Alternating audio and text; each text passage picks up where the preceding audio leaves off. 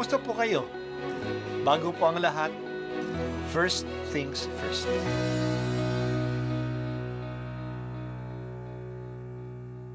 Good morning po. Sinisimulan po natin ngayon ang first things first.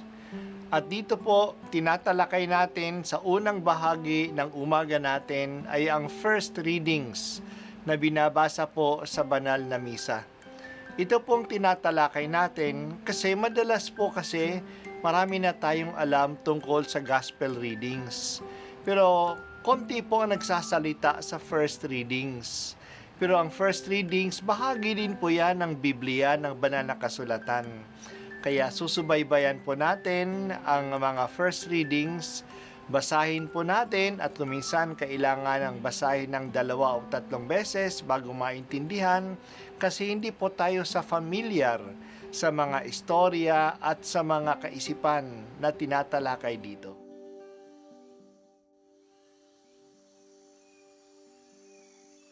Ang pagbasa mula sa mga gawa ng mga apostol.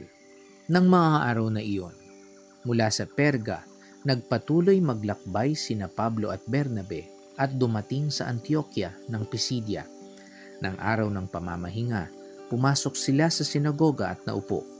Pagkatapos ng pulong, sumunod kina Pablo at Bernabe ang maraming Hudyo at mga nahikayat sa Judaismo.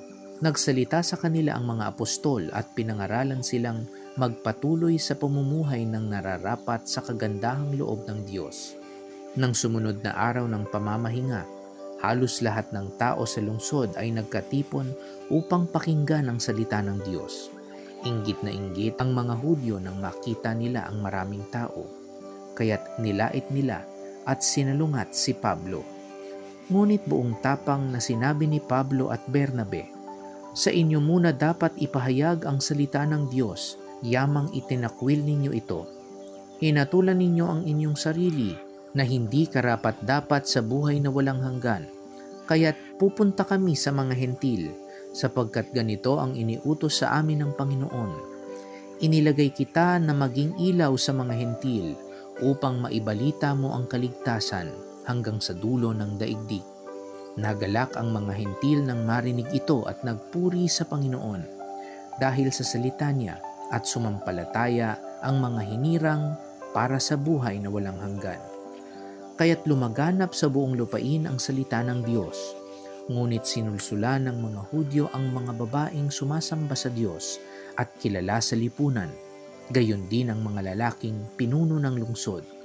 Ipinausig nila sina Pablo at Bernabe at pinalaya sa lupaing iyon, kaya't pinagpag ng dalawa ang alikabok sa kanilang mga paa bilang saksi laban sa mga taga-roon, at sila'y nagtungo sa Iconio.